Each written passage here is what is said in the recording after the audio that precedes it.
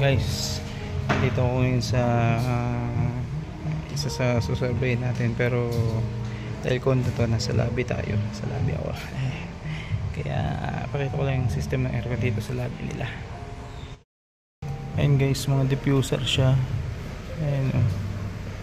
Ayan, diffuser tapos ayan, diffuser. So ibig sabihin meron siyang unit somewhere dyan sa taas ng ceiling. Tingin ko banda doon. Ayan, kasi may manhole doon, tapos merong return doon. Ayan to, yung mga return air. So sabihin susuplayin dyan, tapos yung hangin papunta doon.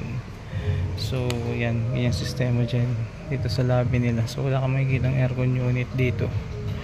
Walang aircon dito dahil nandun sa taas ng ceiling. So ang arkitekto gusto niya tagong aircon. So yan, pakita ko yung ceiling concealed unit. Ganito siya guys.